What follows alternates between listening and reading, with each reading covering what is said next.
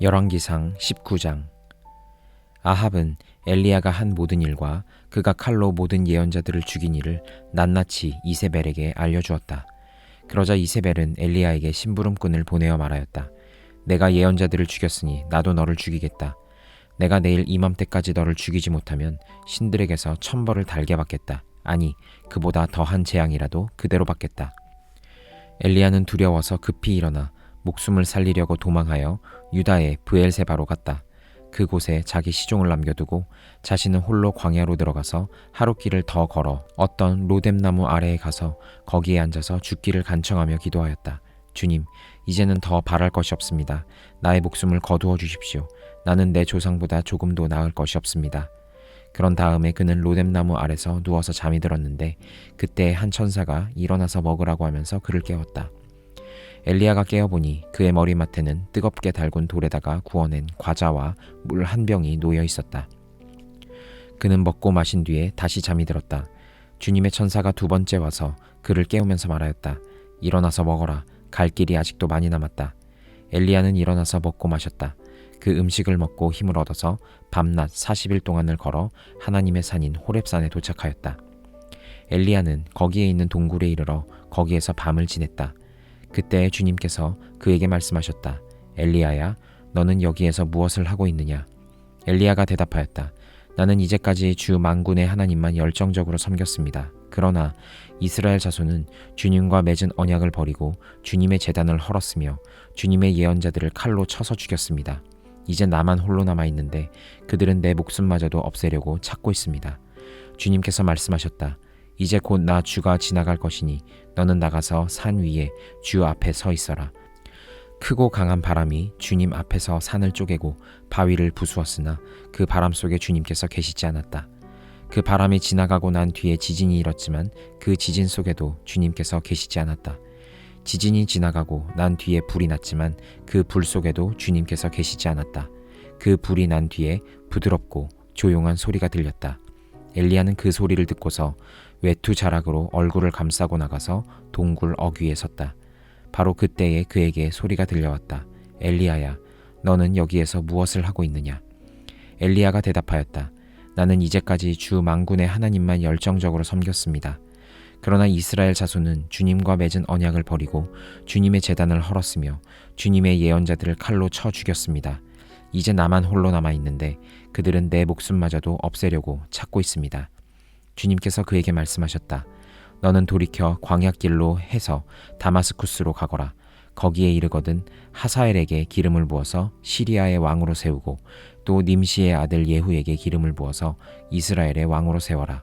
그리고 아벨므홀라 출신인 사밧의 아들 엘리사에게 기름을 부어서 내 뒤를 이을 예언자로 세워라. 하사엘의 칼을 피해서 도망하는 사람은 예후가 죽일 것이고 예후의 칼을 피해서 도망하는 사람은 엘리사가 죽일 것이다. 그러나 나는 이스라엘의 7,000명을 남겨 놓을 터인데 그들은 모두 바알에게 무릎을 꿇지도 아니하고 입을 맞추지도 아니한 사람이다. 엘리야가 그곳을 떠나서 길을 가다가 사밧의 아들 엘리사와 마주쳤다. 엘리사는 12겨리소를 앞세우고 밭을 갈고 있었다. 11겨리를 앞세우고 그는 12째 겨리를 끌고서 밭을 갈고 있었다. 엘리야가 엘리사의 곁으로 지나가면서 자기의 외투를 그에게 던져주었다. 그러자 엘리사는 소를 버려두고 엘리야에게로 달려와서 말하였다. 아버지와 어머니에게 작별 인사를 드린 뒤에 선생님을 따르겠습니다. 그러자 엘리야가 말하였다. 돌아가거라. 내가 내게 무엇을 하였기에 그러느냐? 엘리사는 엘리야를 떠나 돌아가서 겨리소를 잡고 소가 매던 멍에를 불살라서 그 고기를 삶고 그것을 백성에게 주어서 먹게 하였다. 그런 다음에 엘리사는 곧 엘리야를 따라가서 그의 제자가 되었다. 데살로니가 전서 2장. 형제 자매 여러분, 우리가 여러분을 찾아간 것이 헛되지 않은 줄을 여러분이 알고 있습니다. 여러분이 아는 바와 같이 우리가 전에 빌립보에서 고난과 모욕을 당하였으나 심한 반대 속에서도 하나님 안에서 담대하게 하나님의 복음을 여러분에게 전하였습니다. 우리의 권면은 잘못된 생각이나 불순한 마음이나 속임수로 하는 것이 아닙니다. 우리는 하나님께 검정을 받아서 맡은 그대로 복음을 전합니다. 우리가 이렇게 하는 것은 사람의 환심을 사려고 하는 것이 아니라 우리의 마음을 살피시는 하나님을 기쁘게 해드리려고 하는 것입니다. 여러분이 아는 대로 우리는 어느 때든지 아첨하는 말을 한 일이 없고 구실을 꾸며서 탐욕을 부린 일도 없습니다. 이 일은 하나님께서 증언하여 주십니다. 우리는 또한 여러분에게서든 다른 사람에게서든 사람에게서는 영광을 구한 일이 없습니다. 물론 우리는 그리스도의 사도로서 권위를 주장할 수도 있었습니다. 그러나 우리는 여러분 가운데서 마치 어머니가 자기 자녀를 돌보듯이 유순하게 처신하였습니다. 우리는 이처럼 여러분을 사모하여 여러분에게 하나님의 복음을 나누어 줄 뿐만 아니라 우리 목숨까지도 기쁘게 내줄 생각이었습니다. 그것은 여러분이 우리에게 사랑을 받는 사람이 되었기 때문입니다. 형제 자매 여러분, 여러분은 우리의 수고와 고생을 기억하고 있을 것입니다. 우리는 여러분 가운데 아무에게도 폐를 끼치지 아니하려고 밤낮으로 일을 하면서 하나님의 복음을 여러분에게 전파하였습니다. 또 신도 여러분을 대할 때에 우리가 얼마나 경건하고 올바르고 흠 잡힐 데 없이 처신하였는지를 여러분이 증언하고 또 하나님께서도 증언하십니다. 여러분이 아는 바와 같이 아버지가 자기 자녀에게 하듯이 우리는 여러분 하나하나를 대합니다. 우리는 여러분을 권면하고 격려하고 경고합니다마는 그것은 여러분을 부르셔서 당신의 나라와 영광에 이르게 하시는 하나님께 합당하게 살아가게 하려는 것입니다. 우리가 하나님께 끊임없이 감사하는 것은 여러분이 우리에게서 하나님의 말씀을 받을 때에 사람의 말로 받아들이지 아니하고 실제 그대로 하나님의 말씀을 받아들였기 때문입니다. 이 하나님의 말씀은 또한 신도 여러분 가운데서 살아 움직이고 있습니다. 형제 자매 여러분, 여러분은 그리스도 예수 안에서 유대에 있는 하나님의 교회들을 본받는 사람이 되었습니다. 그들이 유대 사람에게서 고난을 받은 것과 같이 여러분도 여러분의 동족에게서 똑같은 고난을 받았습니다. 유대 사람은 주 예수와 예언자를 죽이고 우리를 내쫓고 하나님을 기쁘게 해드리지 않고 모든 사람에게 적대자가 되었습니다. 그들은 우리가 이방 사람에게 말씀을 전해서 구원을 얻게 하려는 일까지도 방해하고 있습니다. 그리하여 그들은 자기들의 죄의 분량을 채웁니다. 마침내 하나님의 진노가 그들에게 이르렀습니다. 형제 자매 여러분, 우리가 잠시 여러분을 떠난 것은 얼굴이요 마음은 아닙니다. 우리는 얼굴을 마주하고 여러분을 볼 수 있기를 간절히 바라고 있습니다. 그러므로 우리는 여러분에게로 가고자 하였고 특히 나 바울은 한두 번 가고자 하였습니다. 그러나 사탄이 우리를 방해하였습니다. 우리 주 예수께서 오실 때에 그분 앞에서 우리의 희망이나 기쁨이나 자랑할 면류관이 무엇이겠습니까? 그것은 여러분이 아니겠습니까? 여러분이야말로 우리의 영광이요 기쁨입니다. 다니엘 1장. 유다의 여호야김 왕이 왕위에 오른 지 3년이 되는 해에 바빌로니아의 느부갓네살 왕이 예루살렘으로 쳐들어와서 성을 포위하였다. 주님께서 유다의 여호야김 왕과 하나님의 성전 기물 가운데서 일부를 느부갓네살의 손에 넘겨주었다. 그는 그것들을 바빌로니아 땅 자기가 섬기는 신의 신전으로 가지고 가서 그 신의 보물창고에 넣어두었다. 그때 왕은 아스부나스 환관장에게 명령하여 이스라엘 백성, 특히 왕과 귀족의 자손 가운데서 몸에 흠이 없고 용모가 잘 생기고 모든 일을 지혜롭게 처리할 수 있으며 지식이 있고 통찰력이 있고 왕궁에서 왕을 모실 능력이 있는 소년들을 데려오게 하여서 그들에게 바빌로니아의 언어와 문학을 가르치게 하였다. 또한 왕은 왕궁에서 날마다 일정한 양을 정해서 음식과 포도주를 그들에게 공급하도록 해주면서 3년 동안 교육시킨 뒤에 왕을 모시도록 하였다. 그들 가운데는 유다 사람인 다니엘과 하나냐와 미사엘과 아사랴가 있었다. 환관장이 그들에게 이름을 새로 지어주었는데 다니엘은 벨드사살이라고 하고 하나냐는 사드락이라고 하고 미사엘은 메삭이라고 하고 아사랴는 아벳느고라고 하였다. 다니엘은 왕이 내린 음식과 포도주로 자기를 더럽히지 않겠다고 마음을 먹고 환관장에게 자기를 더럽히지 않을 수 있도록 해달라고 간청하였다. 하나님은 다니엘이 환관장에게서 호의와 동정을 받도록 해주셨다. 환관장이 다니엘에게 말하였다. 너희가 먹고 마실 것을 정해주신 분은 나의 상전이신 임금님이시다. 임금님께서 너희의 얼굴이 너희와 같은 나이의 젊은이들보다 더 상해 있는 것을 보시게 될까 두렵다. 그렇게 되면 너희 때문에 내 목숨이 임금님 앞에서 위태롭게 될 것이다.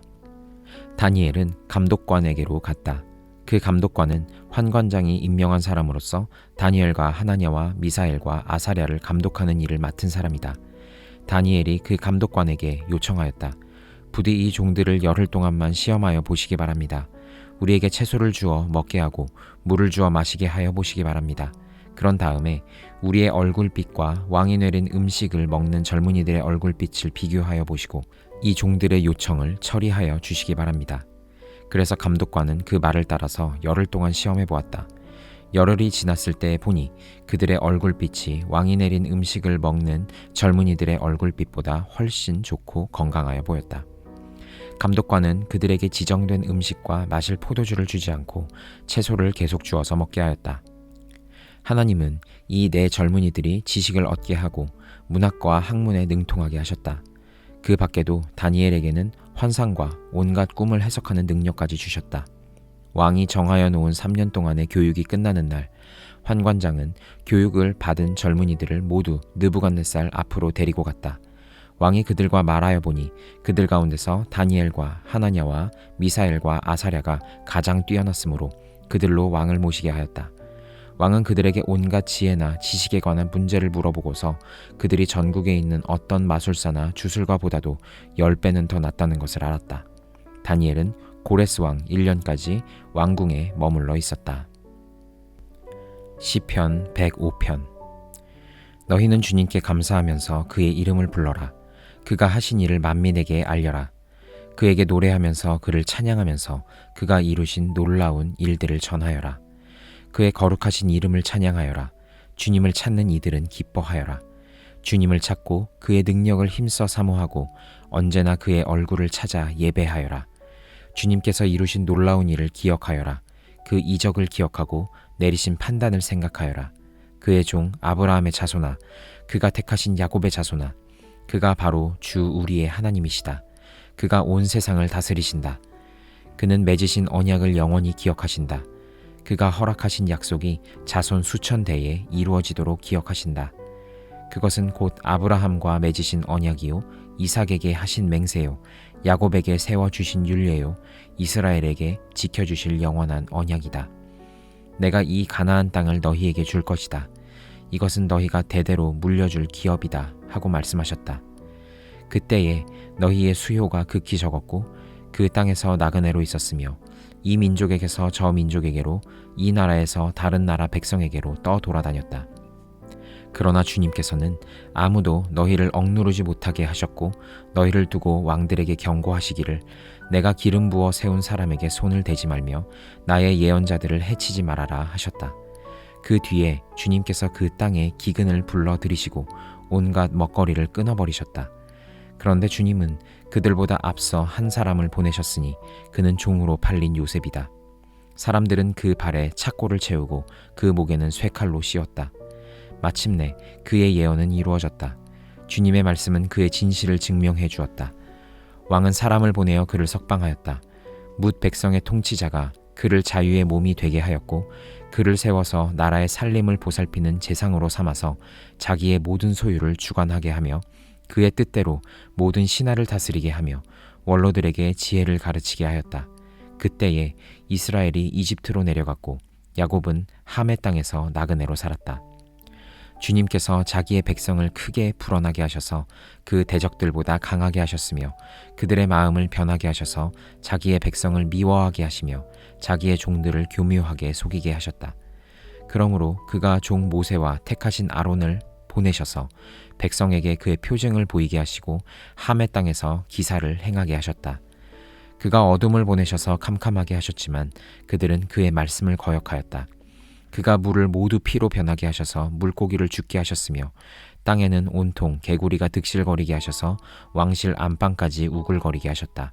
그가 말씀하시니 파리떼와 이가 몰려와서 그들이 사는 온 땅을 덮쳤다.